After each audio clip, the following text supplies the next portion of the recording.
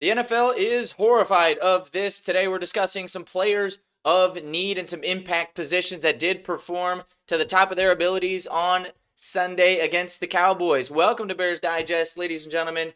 I am your host, Dylan Guinzy. Thank you for joining me once again. If you have not subscribed already, please hit that bell as we are ramping up into this season. We're in full swing. The Bears are 1-2, and if you want to get those continued updates, news, rumors, breaking information as it comes to us, hit that bell so you are notified when those do come out. So today, ladies and gentlemen, what I want to discuss is a unit on this Bears team that does deserve more credit and more flowers for how this game played out yesterday against the Cowboys. What that is the Bears' offensive line. Everything about that offensive line yesterday was incredible. They performed to the best of their abilities against a weaker defensive line. Obviously, yes, I know there is no Micah Parsons, different things like that, but the Cowboys got sacks against every other team that they have played this year, including the league's best offensive line, Philadelphia Eagles, on the road in week 1. So, I don't want to hear all of that, stuff about how the Cowboys are so bad on the defensive line, things like that. Yes, they are not great. Overall, having a stout performance with no sacks given up the entire game is something to call home about. That is something that the NFL should be horrified of, and let me tell you why. One thing the Bears have not had right for the entire Ryan Poles tenure is the offensive line.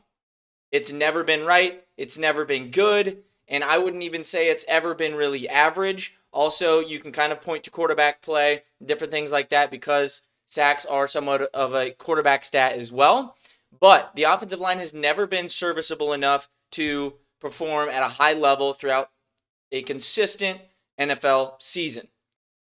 So if Ryan Poles has finally got this offensive line right, just by spending money, trades, getting guys in that now Ben Johnson has probably put his word in for, Dan Rochar has put his word in for, and they are now kind of combining into this unit that is finally starting to mesh and gel together, and they are going to be playing their best ball in December, which is when it is absolutely necessary for that to happen.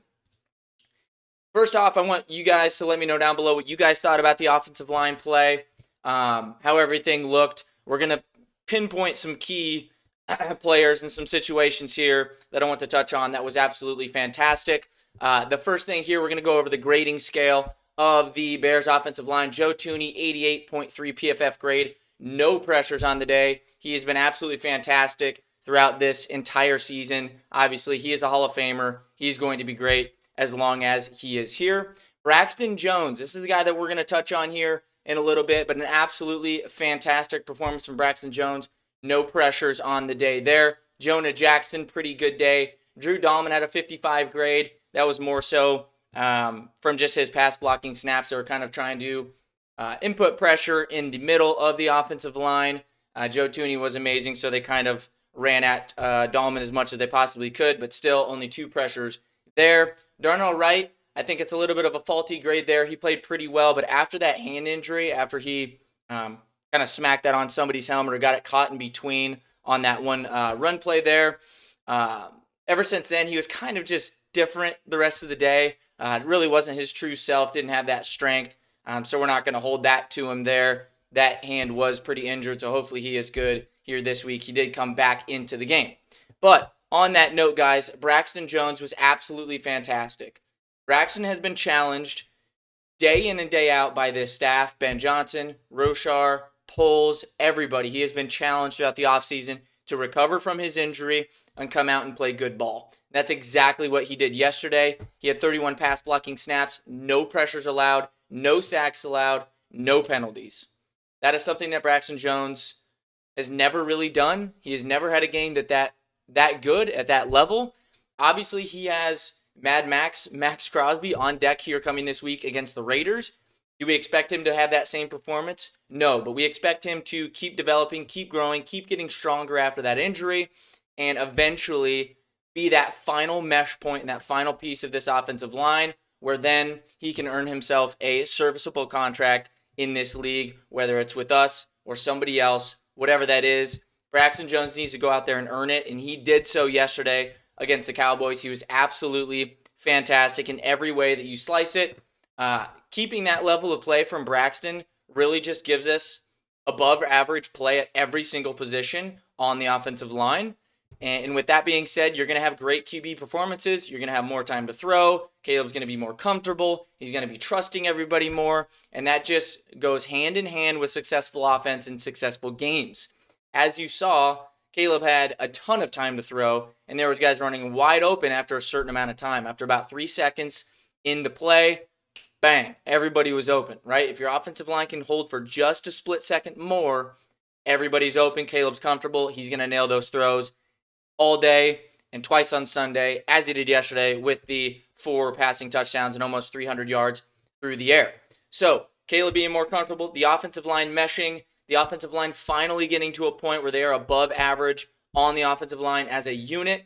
That is something that people should be horrified about if there are other teams coming into the building.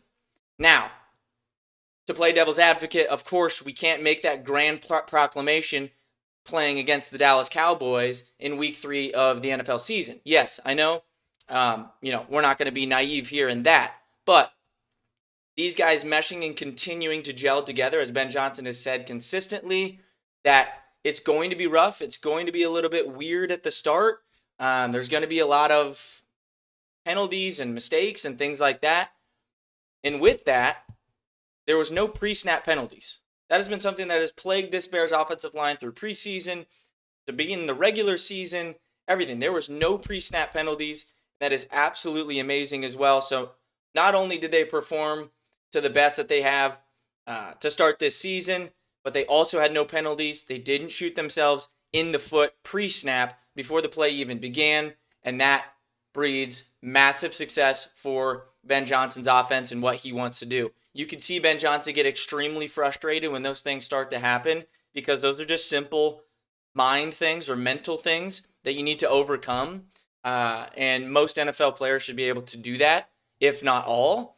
And these guys are continuing to progress. Caleb's getting the play calls in early. Everybody's confident. They're getting up there onto the line early with 15, 14 seconds to go in the play clock. And these guys are just kind of running a well-oiled machine at that point on the offensive line. So all things considered, blocking, amazing. They were opening up running holes in the second half, as they've kind of done all year, but they're a little bit more evident here against a weaker defensive line. And DeAndre Swift finally did hit a couple. Still, he did leave a lot out there on the field, but these guys are opening up lanes. The running game is going to come. I do hope they kind of get some more carries for Kyle Monangai still as we go forward. He had a couple good runs there on that very long 19-play drive, which was fantastic. And that also just kind of tells you how confident that Ben was in the offensive line at that point in the game, that they ran 11 straight runs. That's just absolutely debilitating for a defense, let alone the Cowboys team that was already down a couple of scores. So having that confidence to run the ball that many times in a row, and those guys having the chemistry and not being fatigued to be able to block and hold up for that long, that shows a lot. That shows a ton of growth and something that we haven't seen with this Bears offensive line in quite some time. Last thing here, of course, we did mention it, the no sacks. Caleb, that is his first game in his entire career here. So I believe, 20th game that he has not taken a sack. That is the only game that he has not taken a sack. None for the entire day. Keeping Caleb Williams confident, healthy, time to throw. That is just going to accelerate the development of him and this offense and the trust that Ben Johnson has in his play calls. Obviously, you saw yesterday there was a ton of creativity. Ben Johnson was kind of in his bag, getting those play calls in, and Caleb was comfortable with those as well because they knew that they were going to have some time. Now, obviously, that's not going to be the same every week. You're going to have very good pass rushers that you go against. The past 2 weeks, that's what we had, and this week against Max Crosby, it's going to be the same thing. So obviously, it's not going to work out the same every week. Progression isn't linear. It's ups and downs. But if you can get that growth like a steady staircase over time, that is what you're looking for. And I think that's exactly what's going to happen here with this Bears offensive line. So overall, the league should be horrified if the Bears finally figure out the offensive line and if Ryan Poles finally gets his specialty correct, which he hasn't in his entire tenure. So if he's finally getting that correct, that's at least showing everybody that we're going in the right direction on that sense. So thank you everybody for joining me once again. And as always, bear down.